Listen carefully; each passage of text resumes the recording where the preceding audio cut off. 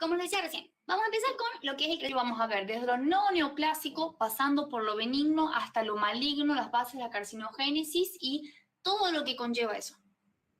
Así que como objetivos tenemos un montón, pero vamos a empezar con introducir el concepto de crecimiento patológico, definir y clasificar los diferentes tipos de crecimientos patológicos que encontramos. Primero que nada, nos encontramos con lo que es un crecimiento normal para poder entender lo patológico. El crecimiento normal va a ser cuando nosotros tenemos una cierta cantidad de células que están educadas. Entonces, como están bien educadas, saben que se tienen que diferenciar y proliferar únicamente cuando tienen que sustituir células, ya sea porque se perdieron por desgaste, porque estaban senescentes, por enfermedad, por traumatismo, por necrosis, por lo que sea. Pero son células que saben que hay un equilibrio en el cuerpo en el que uno dice, el cuerpo tiene 83 células. Por lo tanto, si se le pierde una célula, bueno, ponemos otra. O si tiene 3 células viejas, sacamos 3 y ponemos 3 nuevas. Pero tiene 83 células. Y bueno, siempre hay una ligera variación, pero se intenta mantener ese equilibrio. ¿Por qué? Porque si no nos vamos a estar encontrando frente a un crecimiento patológico, que va a ser aquel que decimos que escapa al plan filo y ontogenético. ¿Por qué? Porque la filogenia es la historia que tiene el desarrollo del cuerpo orgánico desde la forma más simple al aprendizaje que le lleva a llegar a como es hoy. Y la ontogenia es la evolución que tiene nuestro propio cuerpo individual desde que es un cigoto hasta que pasa feto, embrión, bebé, persona, personita y demás. Este crecimiento escapa a todo el plan que veníamos teniendo de decir queremos 83 células. Este crecimiento patológico dice, no, yo hoy quiero que sean 8.300.838.388. Creo que dije 2 veces 1000, pero se entiende la idea. Es un crecimiento descontrolado y cualitativamente errado también, no solo cuantitativa. Y cuando los clasifiquemos, casualmente vuelve la palabra, lo vamos a hacer en forma cuantitativa y en forma cualitativa. Dentro de los cuantitativos, vamos a ver cuando están disminuidos en relación a su volumen. Y vamos a hablar de la atrofia principalmente. La atrofia, lo primero que tienen que saber es que se va a dar en órganos que ya estaban formados, totalmente desarrollados, y sufren una disminución del volumen. Y la hipotrofia es una disminución del tamaño del órgano, pero bastante menor. La atrofia suele ser muy agresiva y suele conllevar también una pérdida en la función del órgano. La hipotrofia no necesariamente. Y generalmente esta atrofia se va a dar porque hay una menor síntesis de proteínas y un aumento de la degradación de las proteínas. O sea que por A y por B nos estamos quedando sin proteínas. Y esto nos va a llevar a una disminución del volumen y el número de células, más que nada porque recuerden que acá nosotros hablamos de lo que se llama sustancia celular en el sentido de decir componente físico que tiene. Y si le quitamos el componente físico, es natural pensar que va a disminuir el número de células y con esto el tamaño que tenga. Cuando hagamos referencia al aumento, vamos a hablar primero de la hiperplasia y de la hipertrofia. La hiperplasia va a ser cuando tenemos un aumento de tamaño del órgano porque aumentó la cantidad de células que hay en dicho órgano. Entonces, en vez de haber 8 células, hay 12 células. Entonces, aumenta. En la hipertrofia es el aumento del tamaño del órgano, pero porque aumenta el volumen o el tamaño de cada una de esas células. Entonces, tiene 8 células, pero son 8 células rechonchas, gorditas, con un mayor volumen, por lo tanto, ocupan más espacio y el órgano crece. Las diferencias básicas va a ser entonces que hiperplasia es porque aumenta el número y la hipertrofia aumenta el tamaño. La hiperplasia se da en células que son estables, lábiles, y que hacen síntesis de ADN, de ARN, tienen mucha mitosis, por eso pueden proliferar, y vamos a encontrar que tanto el ARN como las proteínas y las mitocondrias se encuentran normales. En cambio, la hipertrofia es en células permanentes, entonces como no se pueden replicar, van a aumentar el tamaño que tienen sin mitosis. Sí siguen sintetizando ADN, pero porque es parte de lo natural de la célula. Y acá vamos a ver que el ARN, las proteínas y las mitocondrias se encuentran aumentadas. ¿Por qué? Porque dijimos que es una célula que está más rechoncha. Entonces, tiene todo en mayores cantidades. Ahora, vamos con la parte que se empieza a complicar un poquito, con los cualitativos. Primero que nada, vamos a hablar de metaplasia, displasia y anaplasia, que son los términos que más vamos a seguir utilizando en lo que nos queda de aprendizaje. La metaplasia, nosotros la vamos a definir. ¿Se acuerdan que lo habíamos visto antes en cambios adaptativos? Pero acá lo aplicamos al órgano y lo vamos a definir como un tejido maduro que se transforma o se reemplaza en otro tejido que también es maduro y que es de la misma especie. Y recordemos que la metaplasia es un cambio puramente adaptativo. Acá nada de confundirme metaplasia con metástasis o metaplasia con displasia.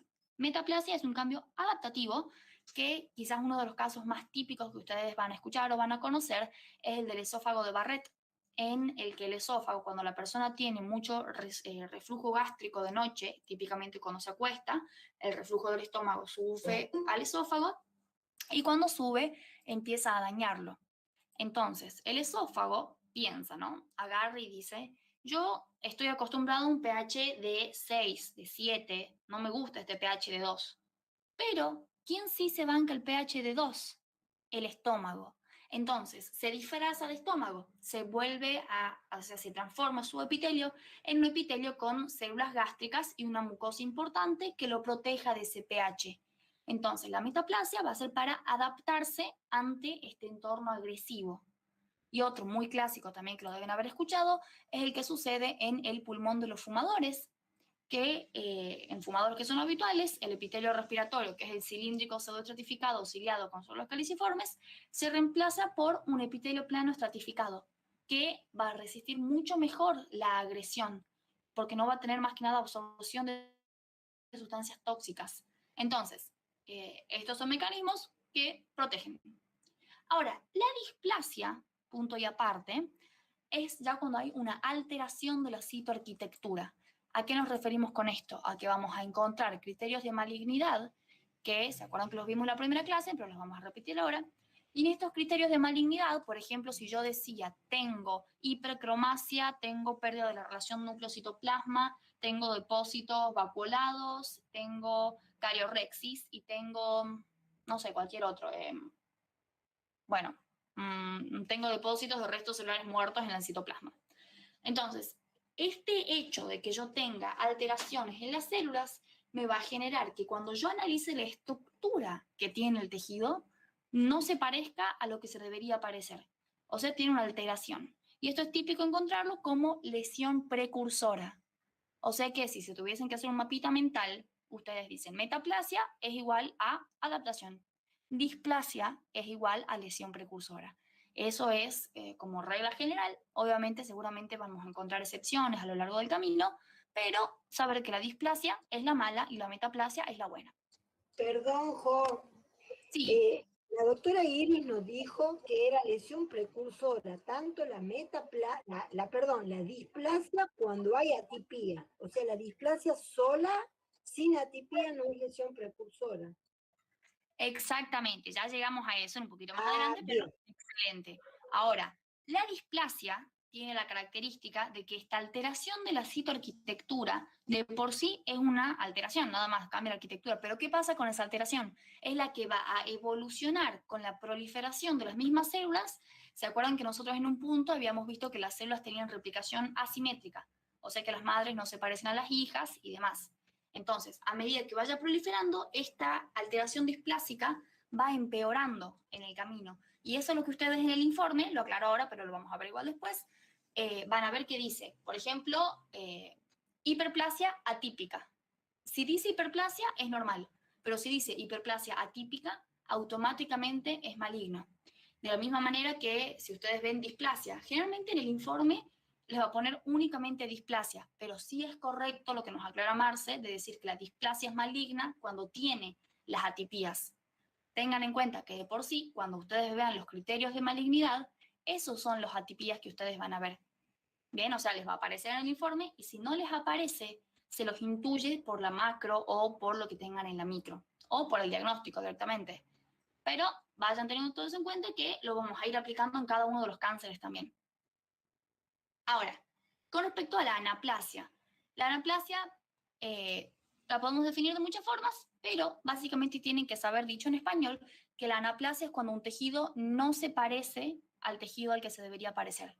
¿Por qué? Porque tiene una desdiferenciación, o sea, no está diferenciado o tiene una ausencia de su normal diferenciación. O sea que es lo mismo que nosotros digamos desdiferenciado, indiferenciado o anaplásico. Y este término anaplásico también va a aparecer mucho en las lesiones malignas y también va a estar muy relacionado con la agresividad que carguen estas lesiones. ¿Por qué? Porque mientras un tejido más se parece a su tejido es porque está bien.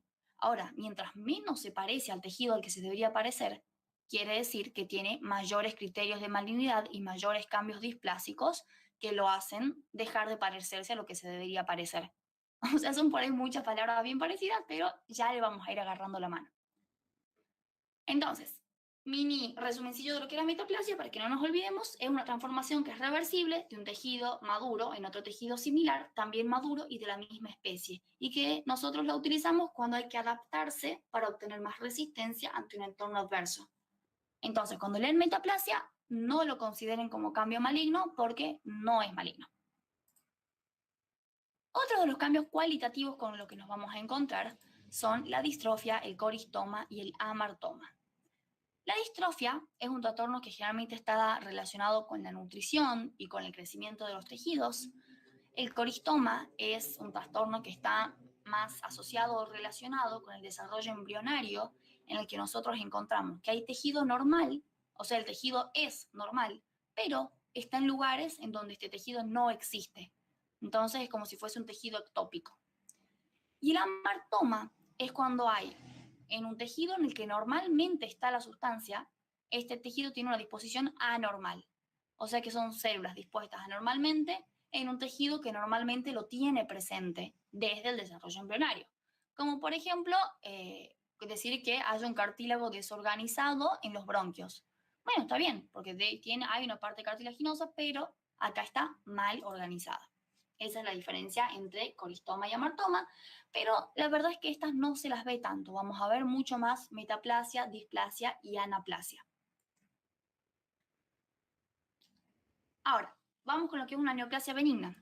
La vamos a definir como un crecimiento que es patológico, que puede ser celular o tisular, o sea, de las células o de los tejidos, que es autónomo y que es irreversible. Pero acá empieza el punto a favor. Si es librado de su evolución natural, puede o no ser compatible con la vida del huésped. O sea que hay casos en los que va a poder coexistir con esta neoplasia benigna y hay casos en los que no. Y esto es lo que la diferencia de la neoplasia maligna, porque la neoplasia maligna vamos a decir simplemente que no es compatible con la vida del huésped. Cuando hablamos de autónomo, la definición, nos vamos a estar refiriendo a que este crecimiento no sigue las leyes del crecimiento normal, o sea, escapa al plan filo y ontogenético que decíamos, y va a seguir sus propias leyes, pero con una autonomía que nosotros le llamamos relativa. ¿Por qué? Porque la neoplasia va a depender de nuestras sustancias nutritivas, de la acción o no de las bacterias que podamos tener, muchas veces es hormonodependiente, y lo que más lo caracteriza a este tema de relativa autonomía es que si nosotros nos morimos, las células se mueren. O sea que son autónomas, pero hasta cierto punto nada más. Cuando hablemos ya dentro de la neoplasia, vemos que tiene dos partes, la parte del parénquima y la parte del estroma. La parte del parénquima son las células neoplásicas en sí, que son las que van a determinar cómo se comporta biológicamente, y la parte del estroma es la parte derivada del huésped, que le da un soporte y que le va a proporcionar todos los nutrientes que necesita, el oxígeno y un sustento para que pueda hacer la proliferación celular. Y las características que vamos a encontrar que tiene una neoplasia benigna es que típicamente tienen bordes netos. Esto es recontra importante, ¿bien? Bordes netos quiere decir bordes bien delimitados, que generalmente o en una gran parte de los casos en realidad están encapsulados, o sea, están protegidos por una cápsula que los envuelve. No suelen tener necrosis ni hemorragia, suelen tener un crecimiento expansivo y lento, eso es bastante positivo. Suelen tener una estructura que se repite o se parece a la del tejido original, o sea que acá estamos diciendo que no tiene anaplasia porque el tejido se parece al tejido que se tiene que parecer. No tiene mitosis atípicas, y acá viene una palabrita que nos decía Marce recién.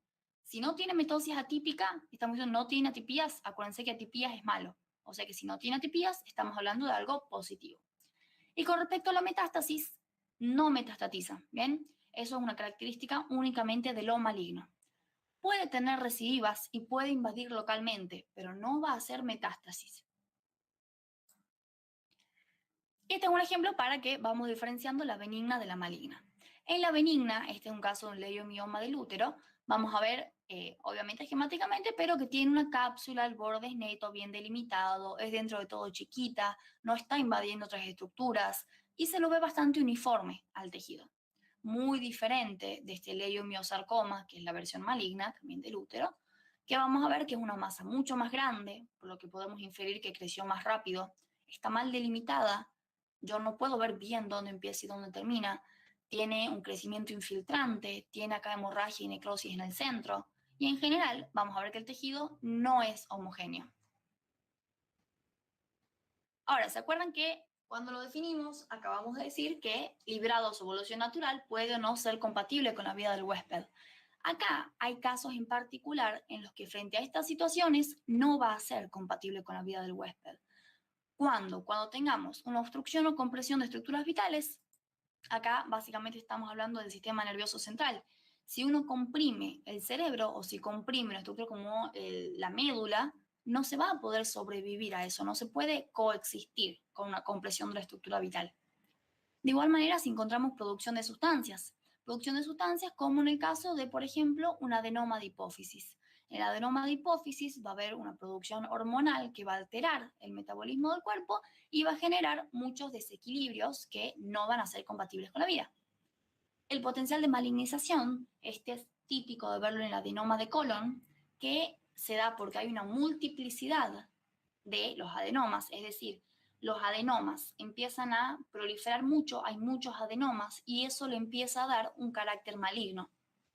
Y también puede existir asociación con otras patologías en las que ya se estarían formando un síndrome conjunto que sea más mortal para el paciente que si no estuviesen estas patologías. Ahora, va de nuevo para que nos vayamos acordando y vayamos poniéndonos ya pillos con decirlo. La benigna está encapsulada, bordes netos, crecimiento expansivo, no tiene necrosis ni hemorragia, se repite la estructura del tejido original, no tiene anaplasia, no tiene atipías, no tiene metástasis. Y la maligna va a ser sencillamente todo lo contrario. Mal delimitada, bordes difusos, crecimiento infiltrativo, tiene necrosis, tiene hemorragias, no está diferenciada. Y acuérdense que no diferenciado es sinónimo de desdiferenciado, indiferenciado, anaplásico. Y tiene las famosas mitosis atípicas. Y vamos a encontrar que es característica la metástasis. Con respecto a la nomenclatura, acá nosotros ya lo habíamos visto un poquito antes, pero vamos recordando un poco. Acuérdense que en las nomenclaturas vamos a empezar a ver ahora una serie de lesiones neoplásicas y que cada una van a ver que tiene, cuando sean benignas, la terminación de OMA. Y las vamos a clasificar en epiteliales, mesenquimales y mixtas, según el origen que tengan. De las epiteliales, vamos a ver que vamos a encontrar primero, de las parenquimatosas, me olvidé que estaba esta parte primero, vamos a ver que hay los fibromas, lipomas, condromas, osteomas, todo va a terminar en oma. Y vamos desde ya aclarando que hay excepciones, como por ejemplo de las malignas, el linfoma. El linfoma es maligno y sin embargo termina en oma. Bien, ese es un ejemplo que tienen que tener en cuenta como excepción. De las epiteliales, también vamos a tener papiloma, adenoma, todo terminado en oma, papiloma. Y una excepción va a ser acá, en las malignas, el melanoma, que también termina en oma y sin embargo es maligno. O sea que esas dos, y el seminoma también, esas dos, tres, hay que tenerlas en cuenta porque terminan en oma, pero son malignas. O sea que rompen la regla. Y ahora vamos definiendo cada una. El adenoma lo vamos a definir como una neoplasia epitelial benigna. No se olviden que es del epitelio, es característico que en los finales, cuando están un poco perdidos o cuando están por ahí metiendo la pata, les preguntan, ¿cuál es la clasificación de cánceres? Benigno y maligno. ¿Y cómo más se clasifican? En epitelial, parenquimatoso y mixto. No se olviden que el adenoma es epitelial. Entonces, es una neoplasia epitelial benigna que deriva de las glándulas o que produce un patrón glandular. O sea que cuando nosotros estemos hablando de un tejido glandular, como por ejemplo la glándula mamaria, la glándula tiroidea, las glándulas del colon, etcétera, vamos a encontrar adenomas. ¿Por qué? Porque producen en los epitelios glandulares o producen patrones glandulares. Y así es como nosotros vamos a ver, este es un tejido normal, este es un tejido con neoplasias benignas. Miren cómo las células son prácticamente iguales, hay muy pocos cambios y vamos a ver que tienen todas las características benignas que vimos anteriormente. El pólipo, otra definición importante, lo vamos a definir como una proyección visible de la superficie mucosa. Esa es como una definición cortita que me gustó mucho. ¿Por qué? Porque lo describe casi en su totalidad. Es como un pupito que sale. Y este pupito tiene un eje fibrovascular recubierto por epitelio simple cilíndrico cúbico y que se proyecta hacia la luz del órgano. Este es característico que nosotros lo veamos en el colon, en el esófago. Y bueno, típicamente en esta materia vamos a ver que hay muchos informes que son de cáncer de colon que presentan estos pólipos. Y así es como se ve un pólipo. Son una proyección de la mucosa que sale para afuera como un pupito. El papiloma es parecido. ¿Por qué? Porque es una neoplasia epitelial benigna, pero del epitelio de revestimiento. Y las proyecciones que tienen son digitiformes o verrugosas, que nosotros las podemos ver a simple vista generalmente, si no se usa el microscopio, y están recubiertas por epitelio maduro.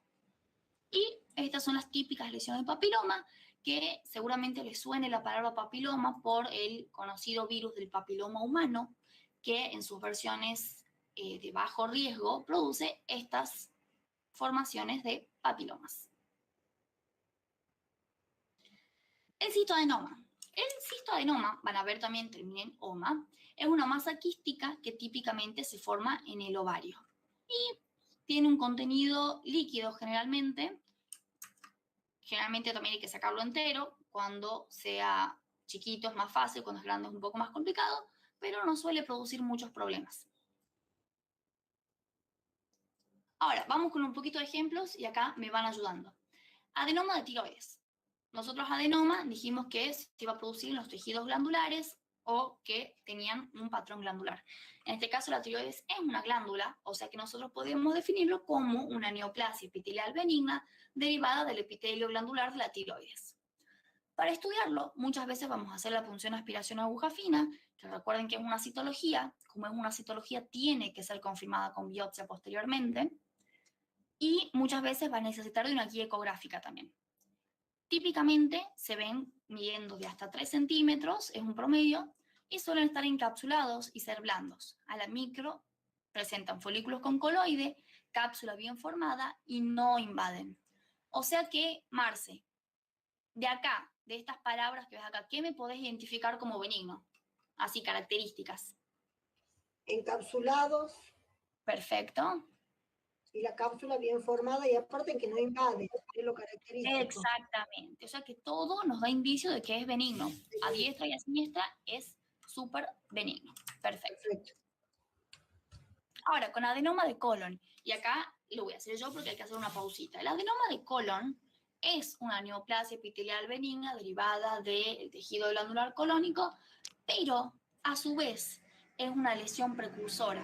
¿Por qué? Porque esta lesión tiene una gran probabilidad, en realidad un 50% si no me equivoco, de evolucionar a maligna después.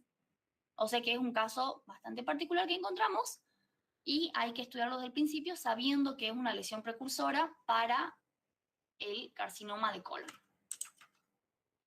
El macro miden entre 0,3 y 10 centímetros, o sea, desde bien chiquitos hasta bastante grandes, y los clasificamos en sésil o pediculado según la forma macroscópica que tengan.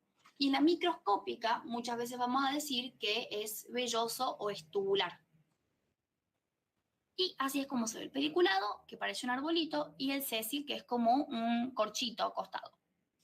El pediculado tiene menor probabilidad de malignidad. ¿Por qué? Porque tiene este super tallo de implantación acá, que puede medir entre 1 y 2 centímetros.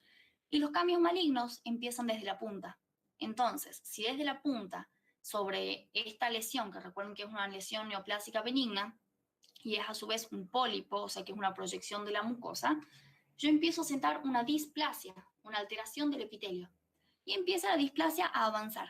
Hasta que la displasia llegue a penetrar acá en la mucosa, pasa mucho tiempo. Por lo tanto, es bastante menor la malignidad que tiene en comparación con el sésil, que tiene una base de implantación ancha y que es enanito, es como una macetita. Entonces, la displasia que se asienta en la parte de la punta llega mucho más rápido a la base, por lo tanto tiene una mayor malignidad. Pero tranqui que esto lo vamos a retomar en cáncer de colon. Es para que se vayan armando una idea de qué es lo que pasa con el adenoma colónico. Ahora, vamos con otro. Schwannoma y neurofibroma. Mar, ¿se te ocurre dónde puede ser el schwannoma? ¿En los nervios periféricos? La célula de Schwann. Claro, schwannoma es de las células de Schwann y el neurofibroma es de la vaina de los nervios. Ah, Excelente. bien. Y acá de nuevo tenemos características, bien delimitado, encapsulado. ¿Qué más tenemos acá? Masas bien delimitadas. O sea, las características que tienen vuelven a ser benignas. Y acá se van a cansar de escucharme decir encapsulado, bien delimitado, no infiltrante, porque es típico en lo benigno. Y acá, aclaro también, no hace falta que para el final se aprendan de memoria las características de, por ejemplo, moderada celularidad y escasa matriz o laxa con cambios mixoides. Si se lo saben, excelente, pero no es estrictamente necesario como sí lo era para un parcial. Ahora vamos con la mola. La mola, el nombre no nos orienta mucho, pero es una neoplasia benigna, en este caso de la placenta, y puede ser una mola completa o una mola parcial. La mola completa va a ser cuando todas las vellosidades estén comprometidas y la parcial cuando algunas estén comprometidas. ¿Se acuerdan que en el epitelio placentario nosotros teníamos vellosidades primarias, secundarias y terciarias que iban evolucionando para la nutrición fetal? Bueno, estas son las que van a presentar estas alteraciones en la vellosidad. En la macro vamos a ver que la masa es delicada, es friable y tiene vellosidades con edema. Y en la micro que hay hidropesía, hiperplasia, desarrollo inadecuado o ausencia de vascularización. Pero acá no estamos viendo nada que nos indique malignidad. ¿Por qué? Porque la mola también es benigna. Ahora vamos con el nebus melanocítico. Este es divino para verlo. A ver, Romy, lean tranqui nebus melanocítico y vos, Romy, identificame qué características ves que sean benignas. Hay varias. Sería uniformemente pigmentado, pequeño, bordes definidos, de color Excelente. pardo, Perfecto. melanocitos ordenados. Bien. Todo lo que tiene, uno dice, perfecto, esta forma así circular es maravillosamente perfecta y cumple con todos los criterios que uno viene hablando de benignidad. Ahora vamos con los mesenquimales o parenquimatosos. El fibroma. El fibroma, vamos a ver que son masas que generalmente son esféricas, que suelen tener cápsula, pero si no la tienen no pasa nada malo. Y van a estar bien delimitadas, suelen ser bien esféricas, pueden infiltrar localmente, o sea, al músculo, nervio o grasa, según donde se encuentren. Y vamos a ver que en la microscopía las células, los fibroblastos, están bien diferenciados y tienen tejido conectivo entremezclado. O sea que acá de nuevo, el hecho de que digamos que está encapsulado, esférico, que bueno, infiltra nada más localmente, no metastatiza y esté bien diferenciado, nos vuelve a decir que el fibroma sigue siendo una neoplasia benigna. Pero El dice lipoma, fibroblasto. ¿cómo? Pero dice fibroblasto. Sí, el fibroblasto es una célula. Sí, De hecho, recuerdo, esta es la neoplasia benigna derivada del fibroblasto. sí, me acuerdo que vos dijiste que una vez que cuando veamos fibroblasto tenemos que pensarlo. ¿Te acordás? No, cuando vean fibrosis tienen que pensar en cronicidad. Capaz que era Cronicidad. eso. Sí, sí, sí, Pero claro, ahora el sí. fibroblasto es una célula normal. Bien, bien. Bien, genial. Ahora, vamos con lipoma. Juli, ¿qué es el lipoma? ¿Cómo podrías definirme el lipoma? ¿De dónde se te ocurre que viene? ¿Sería una alteración de los adipocitos? A ver, ¿cómo que alteración? Va de nuevo, ¿qué es el lipoma? Sería un tumor, digamos. Claro, Un tumor benigno. Neoplasia benigna del tejido adiposo. Una neoplasia benigna y va al tejido adiposo, excelente. Este lipoma es quizás el único que yo les diría de los benignos, además del adenoma, papiloma, pólipo, que tienen que conocer bien, porque el lipoma es frecuente que lo pregunten porque es el tumor de partes blandas más frecuente en el adulto. Entonces hay varios informes de lipoma que siempre andan dando vuelta. Y el lipoma también va a ser importante porque es visible. Entonces la gente consulta mucho por las cosas que puede ver. Yo no puedo ver un adenoma de mama, pero puedo ver este lipoma porque se presenta, como lo ven acá en la foto, como si fuese un grano sin cabecita. Y son masas redondeadas, encapsuladas, bien delimitadas, blandas, móviles, indoloras, y que tienen en la parte celular microscópica adipocitos sin atipías. O sea que de nuevo acá aparece esta palabrita que nos indica que como no está presente la atipía, vuelve a ser todo benigno en este caso. El condroma. El condroma va a ser la neoplasia benigna constituida por cartílago hialino y tiene la característica de que son muy bien delimitadas, aparecen nódulos de cartílago, muchas veces manos y pies, es lo más frecuente, y bueno, están muy bien delimitadas, son benignas.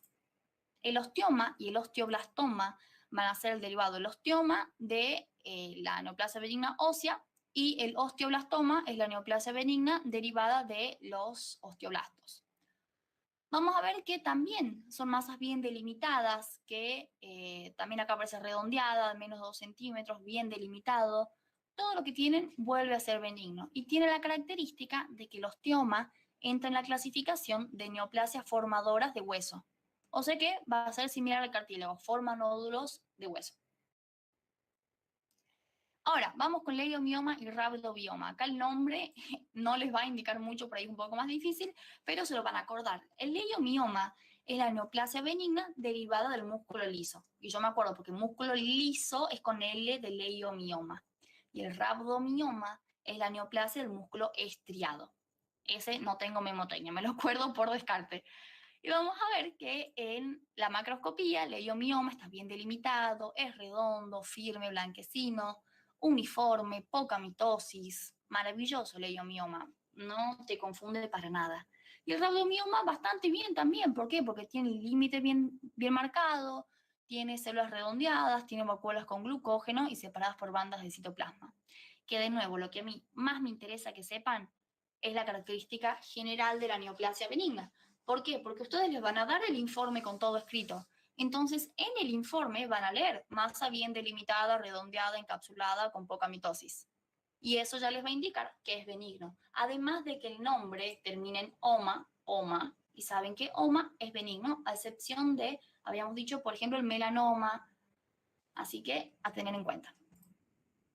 Ahora, con el hemangioma y el linfangioma, vamos a ver que el hemangioma es la neoplasia que proviene del endotelio vascular y el linfangioma de la parte linfática. Y tienen una caracterización según si son grandes o chiquitos, en capilar y cavernoso. El capilar es el más chiquito, está bien delimitado y es una empaquetación, digamos, del capilar, se acumula. El cavernoso ya es un poco más grande, pero también está bien delimitado y si bien no tiene cápsula, está un borde neto. Y el linfangioma también lo clasificamos en capilar y en cavernoso. El capilar es más chiquito y el cavernoso es más grande. Meningioma, último que vemos de estos benignos, bueno, vamos a decir que es la neoplasia benigna derivada de las células meningoepiteliales y estoy con una súper dislexia hoy, chicos, perdón, de las células meningoteliales, ahí está, y que aparece típicamente en aracnoides. Acá las características de nuevo van a ser redondeada, bien definida, encapsulada, así que esto no nos debería generar mayores problemas. ¿Se va entendiendo más o menos cómo va la mano con la clasificación de benigno y maligno y qué características van a tener? Sí, hijo. Bien, buenísimo. Ahora, tenemos otro que es mixto. ¿Se acuerdan que habíamos dicho que teníamos epiteliales, mesenquimales y mixtas? El mixto es el teratoma maduro, que es un tumor benigno de las células germinales que más frecuentemente aparece en mujeres jóvenes en la edad fértil, pero que también puede aparecer en los testículos, por ejemplo. La mayoría son formas quísticas que cuando se las observa, cuando se las extrae para observarlas, están bien delimitadas y tienen pelos, tienen dientes, tienen grasa, tienen alteraciones un poco porque se acumulan las otras capas germinales, pero son benignas. Así que tranqui con tener un teratoma. Es feo, pero es benigno. Y ahora vamos a ver ya la parte de carcinogénesis y las partes malignas. Aquí volvemos con los objetivos. Vamos a revisar cuáles eran los criterios de malignidad que veníamos recordando recién, señalar los aspectos generales de la metástasis y vamos a describir también los procesos de la carcinogénesis. Lo voy a hacer entrar a mi perro que está ladrando, por si les interesa. Vení, bueno. Ahí está. Bueno, quieto. Bueno, ahora vamos con la neoplasia maligna. La neoplasia maligna, ¿se acuerdan que habíamos dicho que se parecía mucho a la definición?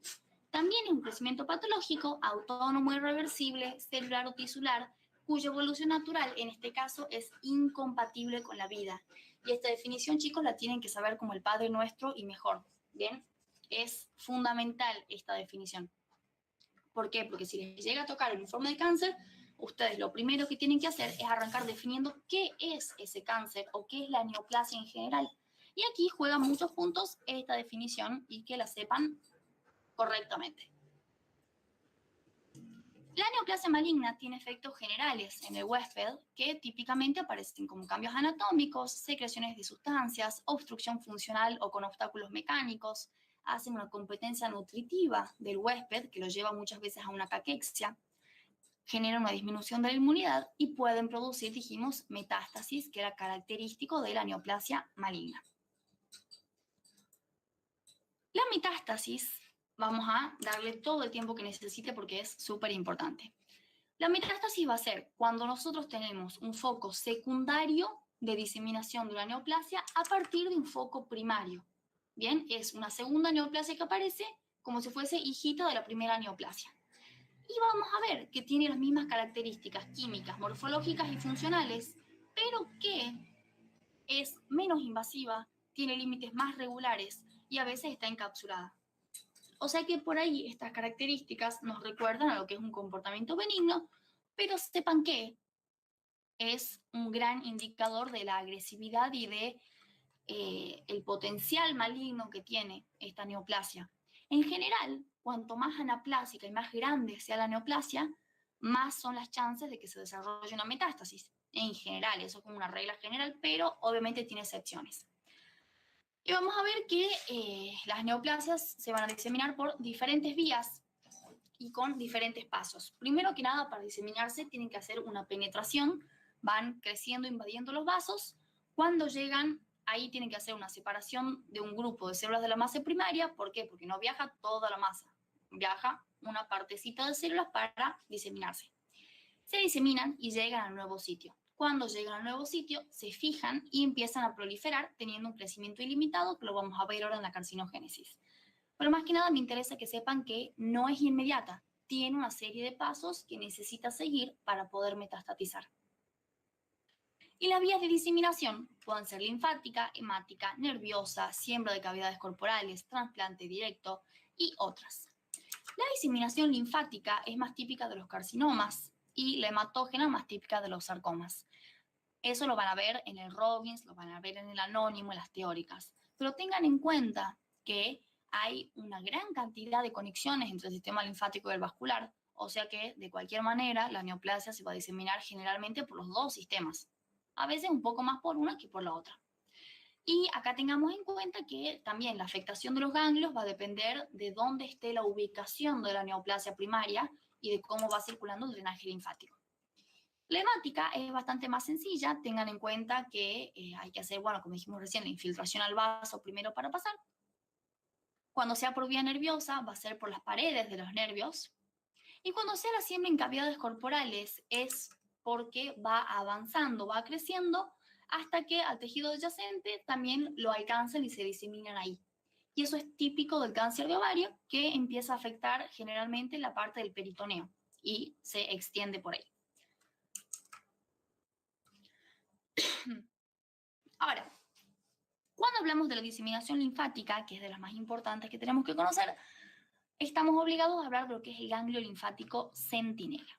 El ganglio linfático centinela lo vamos a definir como el primer ganglio linfático regional que drena o que recibe el flujo linfático del tumor primario. ¿Qué estamos diciendo acá? que hay un primer ganglio que es el que recibe el tumor cuando haga metástasis. Entonces, este ganglio, que se llama centinela por la función de guardián que cumple, es el que nos va a avisar a nosotros cuando haya diseminación de esta neoplasia. Y hay ejemplos, digamos, típicos, como ser, por ejemplo, el carcinoma de pulmón, que va a metastatizar primero a los ganglios bronquiales y recién después a los tráqueos bronquiales o a los periiliares. Y eso es por la forma que tiene el drenaje linfático, digamos, la circulación. Y otro bien característico es el de mama, que si bien a veces está más cerca la parte de las mamarias internas, suelen drenar a los ganglios axilares. Entonces, el ganglio linfático centinela no es el que esté anatómicamente más cerca, no lo confundan, sino que es el primero al que va a drenar el tumor.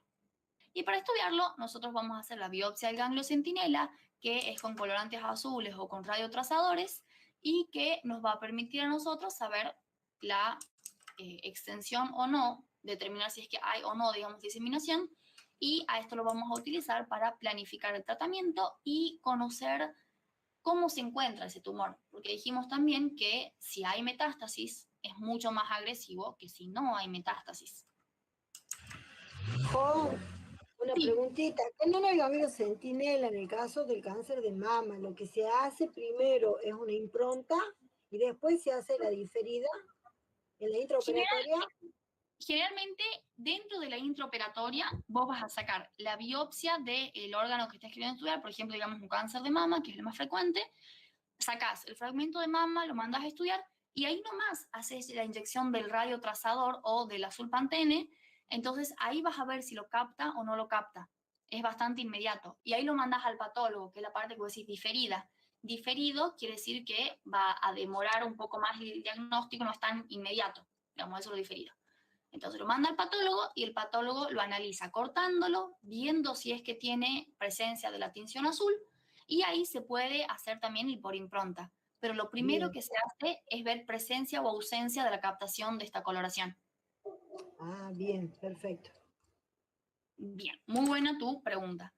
Entonces, este es con el ganglio centinela. Ahora les voy a mandar una foto por el grupo cuando termine la clase, así ven cómo queda un ganglio teñido. Es bastante evidente al ojo porque es un ganglio que se ve todo cubierto por la parte linfática, que es amarilla, y de repente está pintado de azul.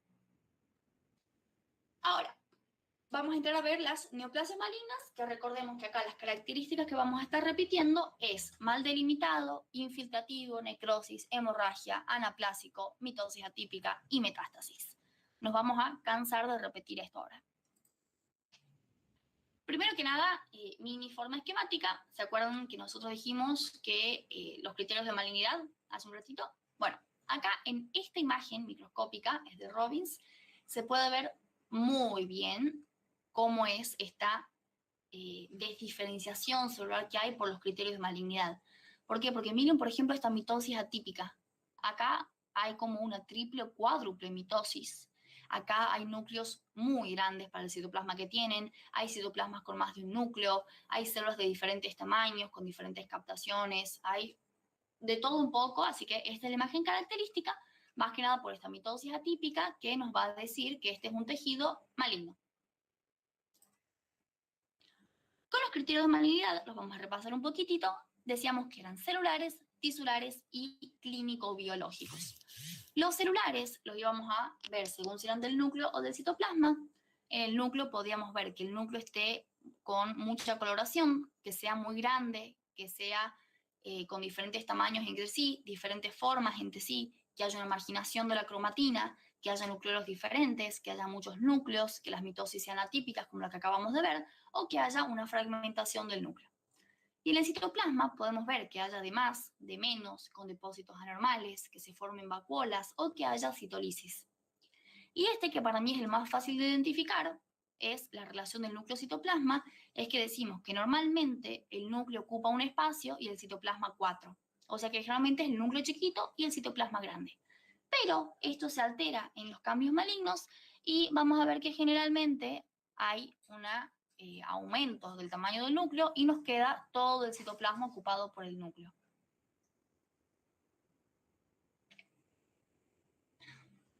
De los tisulares, Los vamos a ver en su organización, porque puede haber una pérdida de la estratificación o de la polaridad, que esto haría que las células cambien de comportamiento, o sea, se empiecen a pegotear entre ellas, están mal delimitadas, se acumulan los productos de secreción, vemos que hacen infiltración, tienen desmoplasia, reacción del estroma, presencia de necrosis, de hemorragia, pierden la relación entre sí, pueden hacer invasión vascular y vamos a ver cambios a la macroscopía también con estos cambios tisulares que decimos. Pero bueno, recuerden que todas estas son palabras que ustedes van a encontrar en el informe. O sea que vayan anotándolas mentalmente como maligno o presencia de posible malignidad. Y los clínicos los vamos a ver en el paciente en su integración biológica, viendo que puede tener síndromes cutáneos, cardiovasculares, metabólicos, endocrinos, óseos, reumáticos, neuromusculares, hemáticos y humorales. Y son cambios que se van a presentar acompañando o secundarios a esta neoplasia. Esto nos lleva a hablar de lo que es el síndrome paraneoplásico. En el síndrome paraneoplásico vamos a decir que hay signos y síntomas que se producen en un paciente que tiene cáncer, pero que esos signos y síntomas no se pueden explicar por la diseminación del tumor ni porque ese tumor elabore hormonas no naturales del cuerpo, digamos. Entonces son síndromes que, para que se acuerden, yo siempre les digo, el prefijo para quiere decir que acompaña a, entonces son síndromes que acompañan a la neoplasia. Están junto con la neoplasia, pero no se explican por la diseminación del tumor ni por la presencia de hormonas. O sea que estamos diciendo que es por las acciones que produce este tumor. Y algunos ejemplos son la hipercalcemia, el síndrome de Cushing y la endocarditis trombótica no infecciosa, que van a aparecer acompañando varias neoplasias.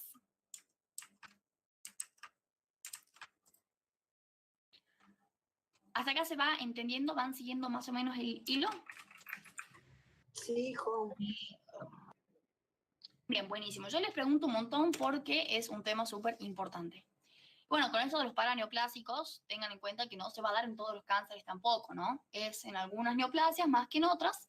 Y, bueno, nada, las más frecuentes son estas que dijimos recién, el Cushing, la endocarditis. Ahora vamos a ver la vía de la carcinogénesis. La vía de la carcinogénesis es como una primera definición que tienen que ir conociendo, pero vamos a decir muchas a lo largo de la clase, es que es una acumulación de mutaciones drivers que nos van a dar como resultado una supervivencia del más apto, por así decirlo. ¿Y a qué nos referimos con esto? Con que va a haber una variabilidad de las células van a ir cambiando genéticamente, van a ir mutando y van a ir acumulando esas mutaciones. ¿Cómo, cuándo y por qué?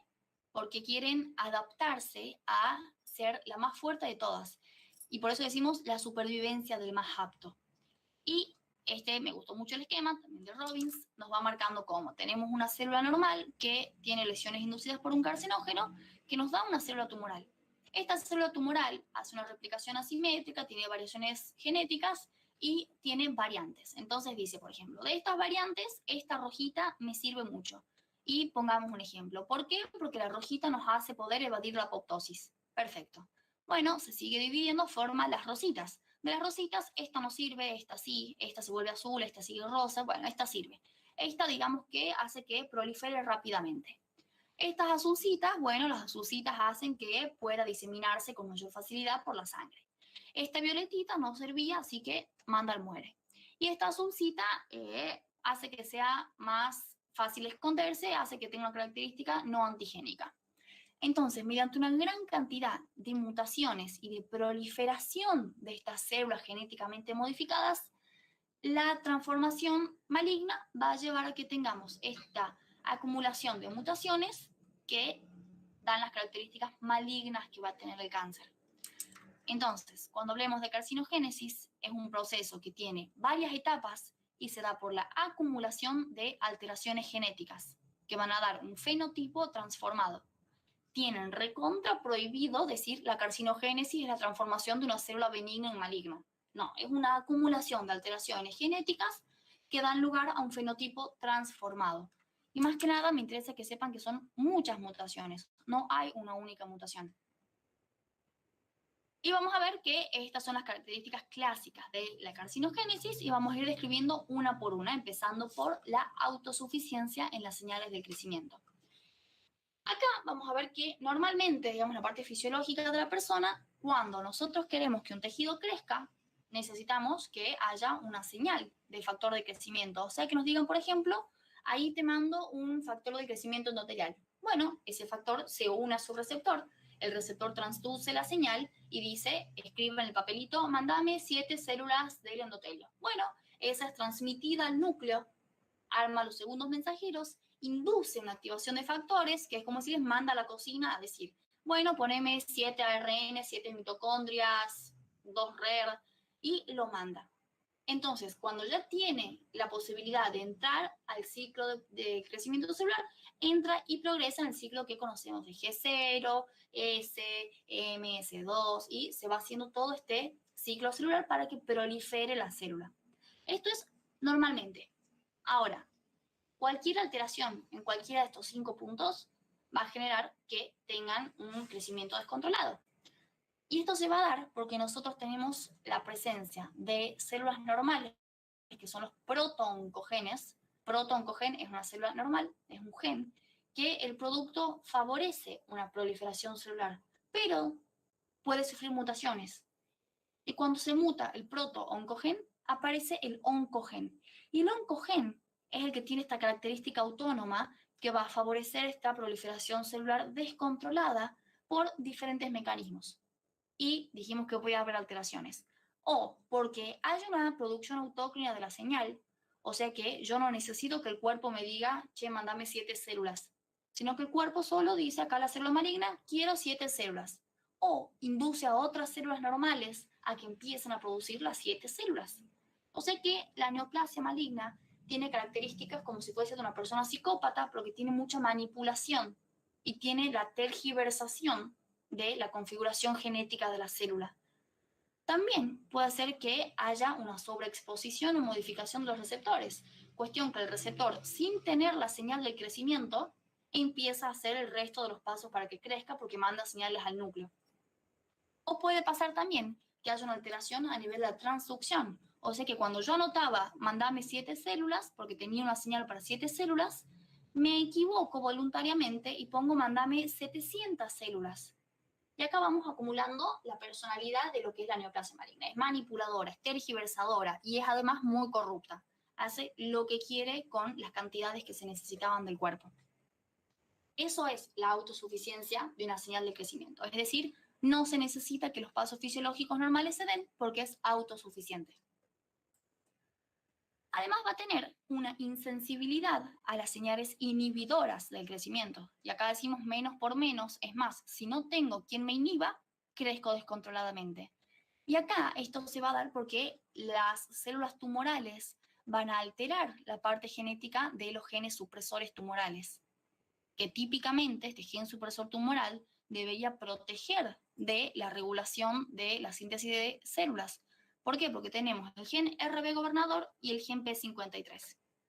El gen gobernador lo que hace es como si fuese un control de aduanas en la transición del crecimiento celular de G1 a S.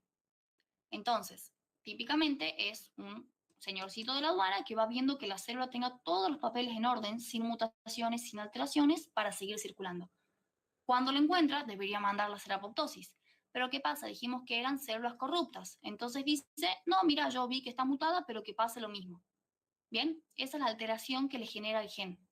Y en el P53, que la función que tiene es hacer una parada del ciclo celular o mandar a la apoptosis cuando encuentra una célula con ADN dañado, acá también es como una pequeña coima que se le da y el gen P53 queda del lado del cáncer. Quedan alterados y empiezan a favorecer un crecimiento incontrolado. Y además se va a perder nuestra inhibición por contacto, que normalmente cuando una célula toca a otra célula, se suprime la proliferación celular. ¿Por qué? Porque si ya te estás pechando con la otra célula, estás diciendo ya hay una suficiente cantidad de células en este espacio, por lo tanto, no se necesitan más células. Pero esto se ve abolido en las células cancerosas. Entonces es como la puerta del boliche o del colectivo, cuando ya ven que está lleno, que no hay asientos, no hay dónde pararse, y dicen, no, suban más, sí, entran, entran. Y ya no existe esto de inhibición por contacto. Otra característica que va a tener es la evasión de la apoptosis. ¿Se acuerdan que habíamos dicho que cuando una célula estaba dañada genéticamente en su ADN, entraba en apoptosis? O sea, estaba genéticamente configurada para eso. Pero acá se alteran los genes de la familia BSL2, que habíamos dicho que eran los primos pro y antiapoptósicos, y se altera el P53, que también era proapoptósico. Entonces acá no hay quien me mande a hacer apoptosis. Si yo no tengo un patobica que diga, vos andás a hacer apoptosis, y ya está, te podés quedar ahí impune. Y además juega con factor la autofagia, que se acuerdan que yo les había dicho que iba a recién tomar importancia ahora. Bueno, este es el momento en el que es importante la autofagia. ¿Por qué? Porque en un principio la autofagia juega para nuestro equipo y ayuda a impedir el crecimiento tumoral. Pero va a haber un punto en el que va a ser el crecimiento tumoral mayor que nuestra capacidad de autofagia, lo supera, entonces la autofagia cambia de bando y empieza a jugar para el cáncer. ¿Cómo? Fagocitando nuestras células para favorecerle su aporte de nutrientes y alimentar su crecimiento y por lo tanto favorecer su supervivencia. O sea que acá ya se deben estar dando cuenta que una célula cancerígena es una especie de mafia psicópata que nos va convenciendo de hacer daño. Además, las células van a tener un potencial ilimitado de replicación, o sea, como si no fuese suficiente lo que venimos diciendo, vamos a convencer a las enzimas telomerasas de que también se unan al equipo. ¿Y qué es lo que hace la telomerasa? La telomerasa, la función que tiene es que cuando una célula madre está sana y empieza a envejecer, le hace una elongación de los telómeros, que se acuerdan que en el cromosoma, cada alelo, que era esta formita así de florcita, cada alelo tenía en la punta un telómero. Y esos telómeros son los que indican que esta célula ya está envejeciendo. Y cuando una célula envejece, generalmente entra en apoptosis. Pero la telomerasa, que es una enzima, hasta acá estamos diciendo todo normal, es una enzima que va a elongar ese telómero porque dice, no, esta célula madre está sana, está perfecta, la dejemos que siga un rato más. Le elonga el telómero y la célula sigue viviendo. Pero el cáncer, la célula cancerosa, la convence a la telomerasa de jugar para su equipo, entonces la telomerasa va a elongar los telómeros de la célula cancerosa. Entonces, esta célula cancerosa va a ser inmortal, porque va a tener todos los días a alguien que le haga la extensión del telómero, entonces nunca va a ser reconocido por nuestro sistema, digamos, de los cuerpos con los antígenos para decir, vos ya estás grande, vos ya estás senescente, porque siempre va a tener esta inmortalidad. No contento con esto, el tumor también va a favorecer un proceso de angiogénesis. ¿Por qué? Porque él no puede alimentarse si no tiene una vascularización nueva. Porque imagínense que, no sé si alguna vez tuvieron peces, pero si uno tiene un pececito en una pecera chica, el pez se queda chiquito. Si uno tiene el pez en una pecera grande, el pez puede crecer más. Y lo mismo pasa acá con la neoplasia. Si uno tiene un aporte reducido de proteínas, nutrientes, de oxígeno, se queda chiquito. Y es el meme diciendo que no ves que estoy chiquito. Pero acá estamos diciendo que va a ser una nueva vascularización para tener un mayor aporte de nutrientes, de oxígeno, de factores de crecimiento. Y además, ningún tonto va a hacer la metástasis por medio de estos vasos nuevos. O sea que le saca todo el provecho que le puede sacar. Y puede hacer una invasión local y puede hacer metástasis. Para ello, también tiene una serie de pasos que ya más o menos habíamos mencionado antes. Va a ser una invasión a la matriz extracelular, para eso puede relajar las células las uniones intercelulares, entonces pasa por el medio, degrada los componentes de la MEC o hace que haya una pérdida de la adhesión o citocinesis, entonces la cruza entera, la atraviesa, y logra hacer una diseminación tumoral con alojamiento de las células. ¿Qué significa esto del alojamiento? Quiere decir que la célula, muy inteligente, sabe que si se disemina por el torrente sanguíneo, van a venir los macrófagos, los anticuerpos y se la van a fusilar. En 10 segundos se termina el tema. Pero esta célula inteligente agarra y dice, si a mi célula me ven por la calle, me matan. Pero ¿a quién no matan? A sus propias células. Por lo tanto, agarra y se disfraza de célula del cuerpo, como envolviéndose en plaquetas y formando un émbolo. Entonces viaja por el torrente sanguíneo disfrazada de émbolo. Entonces así llega hasta donde quiere llegar y se baja del colectivo en el lugar que desea. Y así hace la metástasis. Estas son las 6 básicas que habíamos visto en el cuadrito de recién.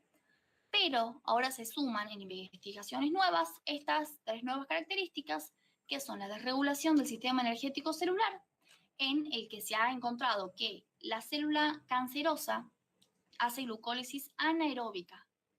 Bien, a pesar de que tiene oxígeno suficiente, elige hacer anaeróbica. Es raro porque la anaeróbica produce menos ATP, pero se ha visto que eso hace que tenga una velocidad de crecimiento muy aumentada. Entonces, por esto es que la neoplasia maligna crece tan rápido. Y logra hacer una evasión del sistema inmune con lo que también mencionamos hace un ratito, diciendo que enmascara sus antígenos y también logra tener una expresión disminuida de su complejo de histocompatibilidad, entonces no tiene el sombrerito que lo caracterice como cáncer. Si no tiene sombrerito, uno no lo ataca, es como si fuese una capa de invisibilidad. Y además puede hacer un sobrecrecimiento selectivo de las variables antigénicas negativas, también para esconderse y evadir nuestro sistema inmune. Y acá, la que yo considero que es más importante de todas, que es la inflamación protumoral. Acá tenemos que saber que la célula cancerígena induce o se crea en las proliferaciones de la inflamación. ¿Por qué? Porque nosotros habíamos dicho que la inflamación estaba seguida de un proceso de reparación. Entonces le llamamos una inflamación protumoral cuando hay una inflamación persistente, constante, que obliga a la proliferación del tejido. Si el tejido prolifera mucho, aumentan las probabilidades de error y por lo tanto de mutación del ADN. Y acá es como decir, si uno va a la fotocopiadora y pide 83 fotocopias, y mira, seguramente las 83 salen bien. Si yo pido una, 20, 25, 100, salen bien las 100 fotocopias. Nunca me salió un libro mal en la fotocopiadora. Pero ¿qué pasa? Cuando ya se piden el libro grande, se piden miles de hojas, yo pido 83.000 hojas, y mira, casi pongo manos al fuego a que alguna de esas va a salir mal. O porque se queda sin tinta, o porque se cae un pelito, o porque entra una mosca, o por lo que sea, pero alguna va a salir mal, es fija, porque aumenta la probabilidad de error. Y lo mismo pasa acá con la proliferación celular. Si yo pido 83 células, está todo bien. Ahora, si pido 83.000 células, y bueno, hay que ver. Pero esto va a aumentar la probabilidad de mutación del ADN. Y, por lo tanto, el comienzo de la vía de la carcinogénesis. Y esto a mí me parece tan importante. ¿Por qué? Porque cuando ustedes estén hablando de un proceso inflamatorio crónico, van a ver que también casualmente dice, y es riesgo de cáncer. ¿Por qué? Por la inflamación protumoral. Y esa relación es importante que la hagan porque es un importante conector entre el primer parcial y segundo parcial. Y bueno, estas son las otras agregadas.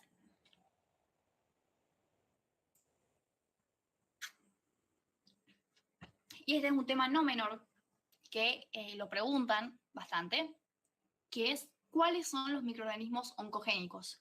Son el virus del HPV, virus de la hepatitis B, de la hepatitis C, el Helicobacter pylori y el virus del Epstein-Barr. Se les llama oncogénicos porque tienen la probabilidad bastante aumentada de producir cáncer. Y de hecho nosotros vamos a ver, cuando veamos cáncer de útero, la principal causa es el HPV.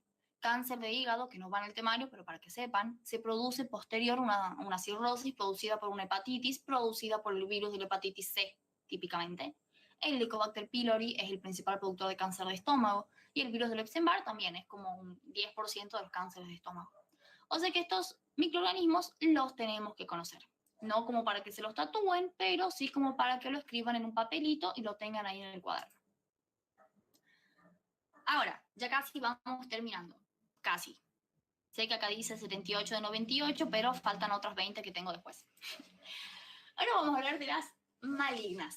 Las malignas van a ser la versión opuesta a las benignas que vimos recién. O sea, la maligna parenquimatosa termina en sarcoma y la maligna del epitelio lleva la palabra carcinoma. Entonces vamos a decir, si benigno era fibroma, maligno es fibrosarcoma. Del lipoma, liposarcoma. Condroma, condrosarcoma. Osteoma, osteosarcoma. Y así podemos seguir un rato largo mencionando los sarcomas que encontramos. Y recuerden que una excepción va a ser, bueno, la leucemia, que termina en anemia, Los linfomas que terminan en oma, a no confundirse, porque el que termina en oma suele ser benigno, pero en este caso es maligno, es la neoplasia maligna de tejido linfoide. Y de las epiteliales dijimos que se iban a llamar con carcinoma. Entonces tenemos carcinoma epidermoide, carcinoma vasocelular, adenocarcinoma, carcinoma broncógeno, carcinoma, coriocarcinoma, y el seminoma, que era el otro diferente, que termina en oma, pero que es maligno. Y el melanoma, que termina en oma, pero es maligno. No existe el melanoma benigno. Y ahora vamos a empezar viendo las epiteliales, y acá de nuevo me van a ayudar a que las caractericemos. Recuerden que las epiteliales son de revestimiento, glandulares, nerviosas o pigmentarias. Y vamos a empezar con el carcinoma escamoso. El carcinoma escamoso es la neoplasia maligna que deriva del tejido epitelial pranoestratificado. Y vamos a ver que toma diferentes formas en la macro y en la micro según el tejido en el que se encuentre. Pero desde acá ya van a empezar a ver características como ulcerado, infiltrante, anómalo. Bien, todas esas características que a uno le dicen hay algo raro acá, ya lo tienen que empezar a prestar atención. El carcinoma vasocelular es la neoplasia maligna similar a las células basales del epidermis, los folículos pilosos, y es la más frecuente de la piel. 8 de cada 10 cánceres de piel son de tipo basales, o sea que también es una definición que tenemos que recontra saber. A la macro vamos a ver que aparecen como nódulos, placas o úlceras y que se desprenden de la capa basal con islotes de células basófilas. Esto lo vamos a profundizar cuando veamos cáncer de piel, pero no está de más que ya vayamos viendo las características que van a adoptar y por qué. El carcinoma transicional es del epitelio transicional, que es el urotelio, o sea que es la neoplasia maligna derivada de las células del urotelio. Van a tomar también diferentes formas según el tipo y subtipo que tengan. Ahora, el carcinoma indiferenciado es bastante más importante con respecto a la malignidad que toma. ¿Por qué? Porque va a ser una neoplasia que tiene tal grado de anaplasia, o sea, está tan alterado, tan anaplásico, que yo no puedo saber de dónde viene, cuál es su origen, porque no se parece a nada. Entonces uno dice, no forma glándulas, no tiene epitelio plano estratificado, no tiene de transición, no tiene perlas córneas, no tiene secreción de sustancias. Todo lo que tiene está alterado. Entonces yo no puedo identificar de dónde viene ese tejido. Obviamente después se hacen los estudios y bueno, se llega a saber qué tipo de neoplasia es y si es una metástasis o no. Pero tengan en cuenta que este indiferenciado va a ser súper recontra agresivo por el hecho de que tiene mucha anaplasia. El glioma va a ser aquel que se desprende de las células de la glía, que puede ser un astrocitoma, un oligodendroglioma o un ependimoma. Pero esto la verdad que jamás he visto que se tomen en ningún lugar. El coriocarcinoma, sí, para conocerlo un poquito, vamos a decir que es una neoplasia maligna, que es muy agresiva y que deriva del epitelio coriónico gestacional. Esta tiene la característica de que en un porcentaje del 50% se originan a partir de una mola hidatídica. ¿Se acuerdan que habíamos dicho que la mola era la neoplasia benigna derivada de la placenta y que podía ser parcial o completa? Muchas veces esta mola evoluciona a un coriocarcinoma, que es una neoplasia maligna. Un 25% aparece después de un aborto y otro 25% después de embarazos normales, generalmente. En la morfología vamos a ver que hay mucha necrosis y mucha anaplasia. Y este hecho de que tenga necrosis y anaplasia es lo que nos hace decir que va a ser muy agresiva, porque son características bastante pesaditas, digamos, como para tener. El melanoma, que lo deben haber escuchado varias veces, además de hoy por mí, es el que se origina en los melanocitos y principalmente vamos a ver que en pieles expuestas al sol, si bien este no es el único factor de riesgo. Y acá veamos, ¿quién va a ser mi voluntario o no tan voluntario? Eli, ¿te animas a marcarme acá cuáles son las características malignas?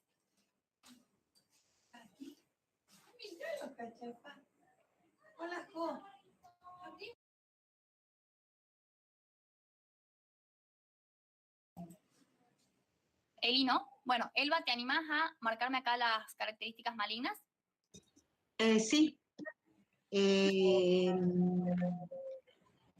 La pérdida de la densidad celular, las alteraciones nucleares, la pérdida de relación núcleo-citoplasma, las mitosis atípicas, Perfecto. pleomorfismo celular. Excelente. O sea que acá todo, por no de casi todo era súper maligno. Y esto lo van a confirmar cuando veamos cáncer de piel, porque cáncer de piel es la neoplasia más maligna de las más malignas. Ahora vamos con las mesenquimales. Las mesenquimales, recuerden que son las que vienen del tejido conectivo, muscular, endotelio y tejidos hematopoyéticos y linforreticular. Osteosarcoma. Fabio, con lo que vimos recién de lo benigno, ¿qué se te ocurre que puede ser un osteosarcoma? ¿Cómo lo podrías definir? Y una neoplasia maligna que viene de los huesos. Excelente, perfecto. Y vamos a ver que en la macroscopía ya presentan cambios como la necrosis y la hemorragia. O sea que acá ya estamos diciendo que macana. Y en la micro, bueno, cumple con los criterios de malignidad y tiene capacidad de diseminar a los pulmones. El osteosarcoma tiene la característica de que aparece en personas muy jóvenes. El 80-85% aparece en niños de 8 a 15 años. Sí, y vamos a ver, cuando se lo encuentra, generalmente ya tiene metástasis. O sea que es complicadillo este tema. Ahora vamos con el condrosarcoma. El condrosarcoma va a ser la neoplasia maligna mesenquimal derivada del cartílago y va a producir cartílago. Y vamos a ver también que ya empieza a tener características malignas como calcificación, que es anómalo en este caso, necrosis, diversos grados de celularidad, atipías, gran actividad mitótica. Acá estamos diciendo que tiene mucha mitosis. Si tiene mucha mitosis, es muy probable que tenga un crecimiento rápido, acelerado. O sea que eso también es maligno. Y cuando diseminan, lo hacen al músculo y la grasa circundante antes de hacer la metástasis. O sea que de acá recuerden que lo que más me interesa es que identifiquemos las características malignas. Vamos con el fibrosarcoma. El fibrosarcoma va a ser la neoplasia mesenquimal maligna derivada de los fibroblastos y que se caracteriza porque produce colágeno muchas veces y tiene masas infiltrantes blandas, no encapsuladas, con necrosis y hemorragia. O sea que acá todo es recontra maligno. Celularidad intensa, desorganización, pleomorfismo, mucha mitosis, necrosis. Acá, por donde se lo mire, el fibrosarcoma es maligno. Liposarcoma. Vamos de nuevo, el liposarcoma va a ser la neoplasia maligna derivada de los lipoblastos del tejido adiposo que esté anaplásico y vamos a ver que tiene presencia de células con pleomorfismo, si bien algunas pueden estar bien diferenciadas, pero vamos a ver que tiene, cuando lo analicemos en su evolución, muchas veces un aumento de este pleomorfismo que va a ir aumentando su agresividad. O sea, mientras más pleomorfismo hay, más agresivo se vuelve. Y el linfoma, acá este es diferente, recuerden el nombre. El linfoma es la neoplasia maligna de las células linfoides y que clínicamente suele aparecer en forma ganglionar primero. Y lo clasificamos en linfoma de Hodgkin y de no Hodgkin. El linfoma Hodgkin y no Hodgkin se oponen en todas sus características. ¿Por qué? Porque el linfoma Hodgkin aparece solo en un grupo ganglionar axial. En cambio, el no Hodgkin aparece en muchos ganglios periféricos. El Hodgkin se disemina de forma ordenada y a los tejidos adyacentes. En cambio, en los Hodgkin sí se disemina, pero no a los tejidos adyacentes. De hecho, ya vamos a ver cuando veamos cáncer de estómago que es muy frecuente que aparezca un cáncer de tipo linfoma en el estómago. Es súper frecuente. El linfoma Hodgkin aparece muy rara vez en los ganglios mesentéricos y anillo de Waldeyer. En cambio, el no Hodgkin es muy frecuente que aparezca acá. Y el de Hodgkin no suele tampoco estar extraganglionar, en cambio el no Hodgkin sí. Es muy frecuente que yo lo encuentre extraganglionar, como les decía recién, en el estómago que aparezca un linfoma. ¿Es importante que conozcan estas características? Sí, más o menos. A ver, más que nada me interesa que sepan que es de, que es una neoplasia maligna, más allá del nombre que tiene, que deriva de las células linfoides y que el no Hodgkin es el que yo voy a encontrar en otros órganos. Que, como ven, todo aparece en múltiples ganglios periféricos, se disemina no por contigüidad, está en los ganglios mesentéricos, anillo de Waldeyer y extraganglionar. Eso es lo que más me interesa que sepan, que el linfoma no Hodgkin puede aparecer en cualquier lugar. O sea que es muchas veces un diagnóstico a tener en cuenta. Y hasta acá vamos terminando con la primera parte.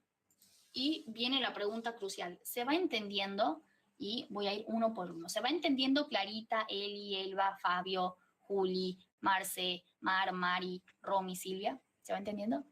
Sí, Jo, perfecto. Sí. Sí. Mucha información, pero sí. Sí, es mucha info, por eso me interesa bien que la vayan conociendo. Y más que nada que identifiquen qué es lo importante y qué es lo no tan importante. O sea, yo éticamente no puedo decirles no estudien esto porque no es importante, pero sí puedo decirles esto es más importante que lo otro. Y ahora vamos con la última partecita. Vamos a hacer quizás una mini pausa de 1 minuto y medio para tomar agua porque he hablado mucho, así que tengo que tomar agüita. Pero bueno, ahora vamos a ver la parte de lesiones precursoras, factores pronósticos, predictivos, factores de riesgo, para que conozcamos qué es lo que nos vamos a enfrentar el resto de las clases y cuando veamos los informes. Tengan en cuenta que todo lo que vimos recién era explicación para que comprendan. Lo que vamos a ver ahora es lo que vamos a repetir hasta el día del final y es lo que tienen que saber definiciones de memoria muchas veces.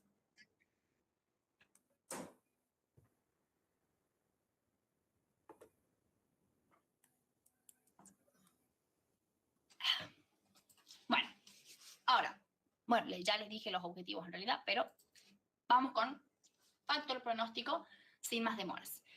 El factor pronóstico, algo importante que por ahí parece una tontera, pero que es importante, es que la definición incluye las palabras que es un elemento anátomo clínico. Muchas veces pasa que van a rendir y dicen que es un factor pronóstico. Ah, son el tipo y subtipo, carácter. No, no. El factor pronóstico, cuando les piden la definición, es un elemento anátomo clínico que va a ayudar a determinar, importantísimo esto, el comportamiento biológico de la neoplasia. ¿Por qué? Porque este factor pronóstico nos va a decir, esta neoplasia es muy maligna o es poco maligna, o es más o menos maligna, o es la más maligna de todas las malignas. ¿Bien? Eso es lo que hace el factor pronóstico. Y nos va a permitir que pronostiquemos, como su nombre indica, la sobrevida del paciente y la probabilidad de recidiva. Y acá sobrevida, recordemos un poquito, la sobrevida es la probabilidad que tiene de supervivencia a lo largo del tiempo, que típicamente se usa la tasa de sobrevida a los 5 años. Estos factores pronósticos no solo nos van a ayudar a determinar estos dos factores, sino que mediante saber las características del comportamiento biológico, nosotros podemos adecuar el arsenal terapéutico. ¿Esto qué quiere decir? Si yo sé que tengo una neoplasia con, por ejemplo, factores que a mí me permitan hacer quimioterapia, bueno, hago quimioterapia. Ahora, si yo sé que los factores no son sensibles a la quimio o a la radioterapia, bueno, no voy a hacer quimio ni radioterapia. Si yo sé que es muy grande, bueno, capaz que digo, por ejemplo, en mama, tengo que hacer directamente una mastectomía. Si yo sé que es chiquitito y poco agresivo, digo, bueno, no, saco solamente ese pedacito de mama. Y todo eso a mí me va a ayudar a que yo adecue mi terapéutica, importantísimo. Los factores pronósticos los clasificamos siempre independiente del paciente, del ambiente y del tumor. Los que más vamos a ver son los del tumor, pero no dejen de lado el lado del paciente y el ambiente. Los del paciente van a ser según su edad, sexo, estado clínico y estado inmunológico. No es lo mismo atender una persona de 45 años, digamos un poco más de 55 años, con un buen estado inmune, que bueno, tiene hipertensión, pero que la lleva bien porque se cuide, toma su medicación, a decir, atiendo a una persona de 78 años, inmunodeprimida, con diabetes, con hipertensión, con factores de riesgo de coagulación y cardiovasculares, que además tiene HIV y que además tiene el hábito tabáquico, no sé, todo le puso a la persona. No va a ser lo mismo. Entonces, estos factores nos van a determinar. Generalmente, mientras más grande es la persona, mayor es la probabilidad de malignización del cáncer o de agresividad del cáncer, porque se pierde la posibilidad de homeostasis, habíamos dicho, disminuye la inmunidad y además, mientras más grande es la persona, más tiempo tuvo la mutación para irse acumulándose. Entonces ya hubo mayor probabilidad de que se acumulen las mutaciones que dijimos que desencadenan la carcinogénesis. Las dependientes del ambiente van a estar relacionadas al contexto socioeconómico y al equipo médico-institución. Y acá nos vamos a referir básicamente a decir dónde vive la persona y qué tipo de contexto la rodea, porque no es lo mismo una persona que me digan, vive a 2 cuadras del Padilla, está bien educada, bien instruida sobre la salud, entonces sabe que si le sale una manchita tiene que ir al médico, a una persona que vive en La Cocha, que no tiene un hospital cercano, que los médicos que hay no son especialistas, suelen ser un médico clínico o un médico para varios tipos de especialidades, y que cuando le sale una manchita, le dice al vecino, uy, mira, me ha salido una manchita, y el vecino le dice, oh, bueno, mira, dice que te tienes que poner aloe vera y se te pasa. Y pasan los meses y dice, no, mira, ahora ponete así este ungüento de café envuelto con hojas de tabaco y eso te disminuye. Y bueno, sí, el paciente por ahí ve que se va la inflamación, pero que queda una mancha. Y es un paciente que no está acostumbrado por el contexto que lo rodea a decir, me voy a la ciudad, gasto en el taxi, porque tampoco hay un solo colectivo que te traiga. No tiene la posibilidad, ni las herramientas, ni tampoco la costumbre de hacerlo. Entonces son pacientes que dejan estar la enfermedad y dejan que evolucione. Así como también va a importar el equipo médico institución. No es lo mismo ir a un CAPS en Tafí del Valle, que tienen un par de médicos, un par de enfermeros, tienen apenas el equipo, a decir voy a un centro especializado en el tema. Si bien te tienen que derivar, no va a ser la misma lo que uno recibe, así como tampoco la especialidad del médico y la, digamos, la profesionalidad que tengan no va a ser la misma en todos los casos. O sea que es un factor que importa y que no se puede dejar de mencionar. Porque si uno se pone a analizar estadística, red tema de salud pública, pero bueno, me parece que vale la pena mencionarlo, va a ver que la incidencia de cánceres es mucho mayor en las personas que tienen una situación socioeconómica marginal o que admiten que no van al médico porque no les gusta. Por ejemplo, conozco muchas personas que prefieren mucho más el tema de la automedicación y de googlear las cosas, el famoso doctor Google, a que ir al médico por algo. Entonces, eso también es una predisposición a camuflar los cánceres, entre otras enfermedades. Y lo más importante que vemos en la materia, no en el cáncer, son los dependientes del tumor. Vamos a tener marcadores tradicionales y marcadores predictivos de terapéutica. Los tradicionales son el tipo y el subtipo, el grado de diferenciación y la estadificación. Y ahora vamos a ir viendo cada uno de estos de aquí. El tipo y el subtipo. El tipo va a responder la siguiente pregunta. ¿De qué tejido deriva de la neoplasia? ¿O en qué categoría está? Entonces, si yo digo deriva del tejido glandular, bueno, es un adenocarcinoma. Deriva del tejido epitelial plano estratificado, bueno, es un carcinoma escamoso. ¿O en qué categoría está? Diciendo es de tipo melanoma. Bueno, es melanoma, puede ser a su vez superficial, nodular o un léntigo maligno. Y el subtipo va a responder a la pregunta, ¿qué variante o qué patrón encontramos dentro del tipo? O sea, digamos, ya establecimos que es un adenocarcinoma porque es de la glándula mamaria. Además, es de tipo papilar, es acinar, o en otro, en pulmón, es superficial, es mucinoso, es un patrón dentro del tipo. O sea que simultáneamente tiene un tipo y tiene un subtipo. Generalmente es mucho más importante que sepan el tipo a que los subtipos. Sí recomiendo que sepan los subtipos, pero la verdad que si están cortos de tiempo y tienen que elegir qué salvar, salven el tipo. No pueden no conocer el tipo. El grado de diferenciación tumoral, el segundo ítem que dijimos que íbamos a ver, lo vamos a dividir en la diferenciación histológica, que son los criterios nucleares y tisulares que encontramos, y vamos a decir, cuando estudiamos un adenocarcinoma como deriva del tejido glandular, yo voy a estudiar el porcentaje de glándulas que tengo. Y con esto me voy a referir a cuántas glándulas parecen glándulas y cuántas glándulas parecen zanahorias. ¿Bien? A mí me interesa que lo positivo va a ser que parezcan glándulas y lo negativo es que parezcan zanahorias. Con las células escamosas, ¿cuánto porcentaje de queratinización normal hay y cuánta es atípica? Del transicional, ¿cuál es el porcentaje de disposición de la parte papilar y polaridad? Y además voy a estudiar el pleomorfismo nuclear, que recién me lo identificaron muy bien como criterio maligno. ¿Por qué? Porque el pleomorfismo nuclear me va a decir hay mucha variabilidad de los núcleos, tienen muchas formas. Y eso va a depender de los tamaños, si hay anisocariosis o si hay poliquilocariosis. El índice mitótico a mí me va a medir cuántas figuras de mitosis hay. ¿Se acuerdan que en algunas decíamos que hay muchas mitosis y en otras pocas mitosis?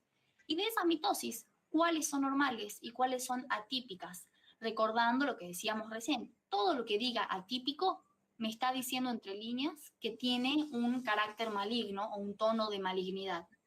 Y además nos va a interesar siempre ver si es que hay presencia de necrosis o de hemorragias. O sea que básicamente, resumencito de esta diapo, ¿qué es lo que tenemos que ver siempre? La diferenciación histológica, pleomorfismo nuclear, índice mitótico y si hay necrosis y hemorragia. Y el tercer ítem que dijimos que íbamos a ver en los marcadores tradicionales es la estadificación. La estadificación a nosotros nos va a permitir determinar si es que hay invasión, hasta qué grado está invadiendo y si es que es a distancia. O sea, determina el grado de invasión que tiene la neoplasia. Y esto lo vamos a hacer generalmente, a menos excepciones, mediante el sistema TNM. El sistema TNM, algo muy copado que tiene, es que es un sistema universal de la descripción de la extensión de la neoplasia. Entonces, ya sea acá en Tucumán o en Finlandia o en California, si ustedes leen que tienen un T0NXMX, va a significar lo mismo, ¿bien? Porque es un sistema universal. Ahora, ¿qué significa TNM? La T hace referencia al tamaño del tumor primario. Entonces, ¿cuánto mide o hasta dónde se extiende? Y vamos a ver que TX es que no se pudo medir. TIS quiere decir que es in situ, es IS de in situ. Y de ahí va subiendo de T1 hasta T4, aumentando de tamaño. La N hace referencia a los nódulos linfáticos, o sea, hay ausencia o hay presencia de metástasis en los ganglios regionales. Y la M hace referencia a metástasis a distancia, o sea, si hay ausencia o presencia de metástasis a distancia. Tanto la N como la M, nosotros vamos a ver que puede aparecer como NX. La X quiere decir que no se pudo estudiar. 0 quiere decir que no hay presencia de metástasis, o sea, hay ausencia de metástasis. Y 1 quiere decir que hay presencia de metástasis. Muchas veces aparece también un 2, el 2 quiere decir que hay mucha metástasis. Entonces, muchas veces van a ver que dice, la mayoría de los informes, de hecho, dicen NX, MX. Eso quiere decir que no se los estudió. ¿Por qué? Porque nosotros estamos viendo el material, por ejemplo, digamos, estamos viendo un fragmento de mama. En ese fragmento de mama, yo no estoy estudiando la metástasis del pulmón. ¿Por qué? Porque es solo un fragmento de mama. O sea, ojalá mediante el fragmento de mama yo pudiese estudiar el pulmón, pero no. Entonces decimos, por ejemplo, T3NX, porque no estudié los ganglios, MX. Ahora, si ya estoy haciendo la biopsia con el ganglio centinela, voy a decir T3N, digamos que sí se encontró ganglio centinela positivo, decimos N1, porque está positivo, pero M va a seguir siendo X, porque yo no estoy estudiando los otros órganos. Esto les va a servir porque nos ayuda a saber dónde está ubicado el cáncer, qué tan agresivo es, y también esto de si tiene o no tiene metástasis, que es recontra importante, y que algo que vamos a ver mucho cuando hagamos la parte de informes, es decir, el paciente se le sacó toda la lesión, pero hay que ver si es que hay metástasis a distancia. O el paciente tiene un tumor enorme que está invadiendo, que tiene ganglio centinela positivo, y además hay que estudiar esta metástasis a distancia. O sea que este TNM también lo vamos a escuchar todos los días. Y ahora nos toca hablar de los factores predictivos, que son marcadores que nos van a permitir estratificar, o sea, saber dónde está parado el paciente para su tratamiento. Y esto lo vamos a hacer basándonos en características moleculares y genéticas. Las moleculares es esta pequeña listilla de acá, que si la empiezan a leer les va a sonar muy familiar. Es la vía de la carcinogénesis. Nosotros vamos a estudiar si es que hay alteraciones moleculares y, por ejemplo, vamos a decir si tiene un potencial replicativo ilimitado, corresponde a un tipo de tratamiento. Si hace evasión de la apoptosis, otro tipo de tratamiento. Y estos se van a sumar los cambios o alteraciones genéticas que se pueda tener y vamos a decir si hay características alteradas en los receptores de hormonas de estrógeno y progesterona, si está alterado el oncogen HER2-Neu, si hay alteraciones otras genéticas de los marcadores de proliferación o de los genes supresores tumorales. Y todo esto a nosotros nos va a indicar qué tipo de tratamiento podemos hacer. No hace falta específicamente que sepan qué tratamiento voy a hacer yo si hay proliferación del Ki67, porque eso es un quimioterápico especial que lo van a ver con suerte en fármaco especial 2. No es tema de pato, pero sí es importante que sea cual sea el marcador predictivo que ustedes les pidan o que les mencionen, ustedes tienen que decir y esto nos determina la terapéutica. ¿Bien? Porque esa es la función que tiene el factor predictivo y por eso es importante mencionarlo. O sea, todo lo que mencionen, ustedes tienen que conocer su importancia y por qué. Y en este caso es porque nos permite determinar la terapéutica. Y tenemos que saber que hay nuevos marcadores en las últimas décadas que nos permiten hacer una terapia neoadyuvante que nos va a permitir atacar directamente la lesión de cada tipo de tumor. Y es una terapia blanco, que lo deben haber escuchado antes porque va hacia un blanco específico. Que eso está bastante bueno porque ya no se hace una quimioterapia seguida de una radioterapia todos los días que lo deja al paciente muy invalidado, sino que se dice, bueno, no, mira, si necesitaba específicamente este quimioterápico, lo usamos 3 veces así, 2 veces por allá y después se hace cirugía. Técnicas que nos van a permitir... Sí. ¿Esa es la que se conoce como braquioterapia? Braquioterapia. No me suena, pero busco y les mando después por el grupo. Bueno. Braquiterapia, me suena, pero no... Yo, hasta donde yo sé, la braquiterapia es un tipo de radioterapia, pero no sé si combinado o no. Te voy a buscar. Bueno. Prometidísimo. Ahora, las técnicas que nosotros utilicemos para reconocer estos factores predictivos van a ser la inmunistoquímica, la citogenética, el PCR y el FISH típicamente. De nuevo, esto es simplemente para saber que acá los métodos auxiliares tienen una utilidad y la utilidad va a ser que nos van a permitir decir cuál era la mutación genética y si yo ya conozco la mutación genética, puedo atacar con terapia blanco hacia ahí directamente sin dañar el resto de los tejidos. Tenemos que saber que estos marcadores predictivos o factores predictivos no reemplazan a los factores pronósticos. No es que yo por estudiar si hay alteración del oncogen HER2-Neu voy a dejar de estudiar el TNM. Se tienen que usar juntos y se tienen que integrar y además tenemos que saber que todo esto está en constante estudio. Entonces, si en muchos cánceres vamos a ver que decimos no se encuentran factores predictivos hasta el día de la fecha, pero capaz con un poco de suerte en unos años se encuentre. Entonces no es que no existan, sino que no se los encuentran. Y eso nos permitiría también avanzar mucho con las terapias de cáncer. Ahora vamos a ver lo que son las lesiones precursoras de malignidad, que justo el otro día a una chica le surgió una duda, así que lo vamos a aclarar recontra bien. Una lesión precursora es una alteración que es histopatológica, que es detectable, porque nosotros estamos detectando en ese momento, y que tiene la capacidad potencial. Me olvidé pedirte el cablecito. ¿Cómo? Sí. Ah, es el micrófono prendido. Bueno, nada, perdón. Entonces, la lesión precursora es una alteración histopatológica que tiene una potencial de riesgo relativo o absoluto de evolucionar, asociarse o transformarse con el tiempo en una neoplasia maligna. ¿Esto qué quiere decir? Que es una alteración que tenemos del tejido que va a tener cierto riesgo de después transformarse en un cáncer. ¿Esto qué quiere decir con riesgo? El riesgo va a ser mucho o poco según el tipo de lesión. Por ejemplo, una lesión de displasia del útero, el SIN1, tiene un 10% de probabilidades de evolucionar a SIN2 y SIN3. Y ese SIN3, a su vez, tiene un 10% de evolucionar a carcinoma.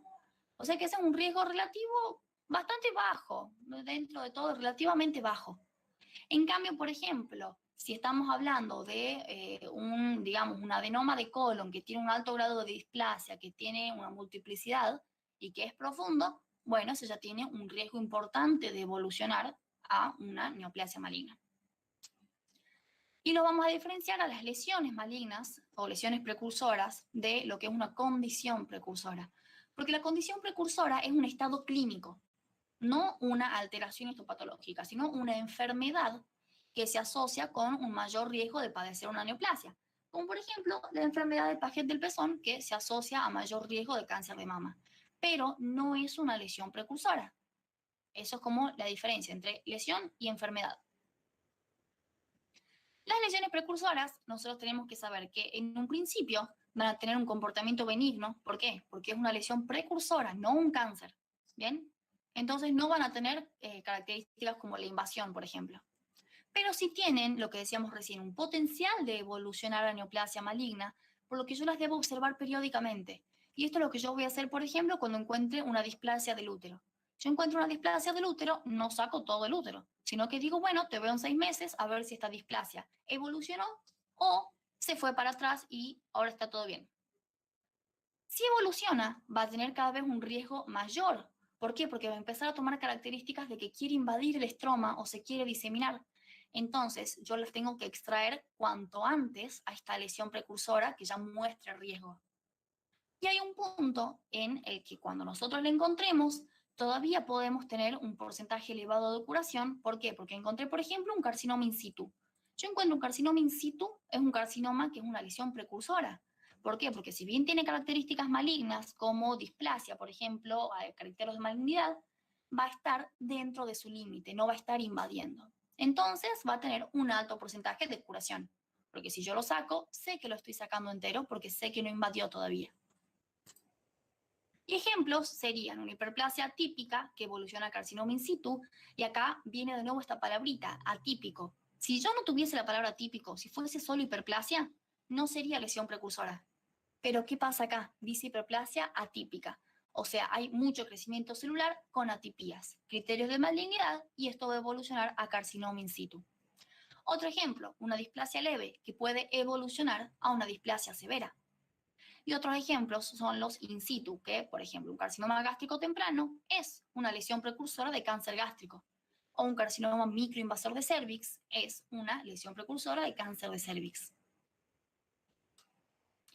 Y los tipos de lesiones pueden tener muchos orígenes. Puede ser en base a cambios adaptativos, por ejemplo, una hiperplasia que se vuelve hiperplasia típica, o una metaplasia sobre la cual asienta una displasia. Recuerden que metaplasia sola no es un cambio maligno, pero cuando se asienta una displasia sí.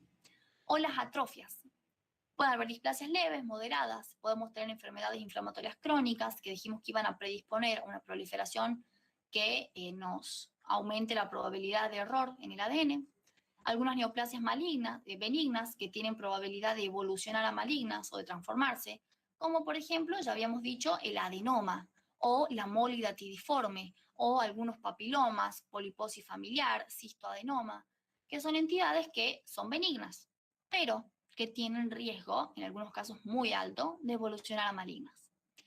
Y otras son neoplasias malignas que pueden evolucionar sobre la misma neoplasia maligna, como decíamos recién, los carcinomas in situ, que tienen características de neoplasia maligna, pero que todavía no están invadiendo. Entonces se las considera lesión precursora de la misma rama del cáncer del que estemos tratando. Y por último, no está en el libro, ni en el ROMS, ni en el anónimo, pero a mí me parece súper importante, es hablar de los factores de riesgo. Los factores de riesgo son aquellos rasgos o características que aumentan la probabilidad de alguna enfermedad o lesión. Acá no solo hablamos de cáncer, por ejemplo, la obesidad, el sedentarismo, la hipertensión predisponen a la diabetes. Saltar todos los días sobre los edificios haciendo parkour predispone a que algún día te caigas y te rompas la pierna. Ser fumador predispone a las neumonías, predispone a cáncer de pulmón. A eso nos vamos a referir con factor de riesgo. A aquellas características que digan, esta persona tiene más chances de esto o aquello. Y esto va a estar caracterizado según los hábitos de la conducta, el riesgo ambiental, factores de riesgo biológico y hereditarios. Por ejemplo, con la conducta decíamos el hábito tabáquico. El riesgo ambiental, que una persona vive en zonas industriales o con el cáncer de piel con una intensa exposición solar. Y factores de riesgo biológico hereditario va a tener mucho que ver con aquellos antecedentes familiares que nos aumentan la probabilidad de cáncer, como por ejemplo el cáncer de mama. Y ahora sí, esto es todo lo que hay que saber y podemos conocer de los crecimientos patológicos. Yo sé que es largo y yo sé que hay cosas un poco más difíciles que otras,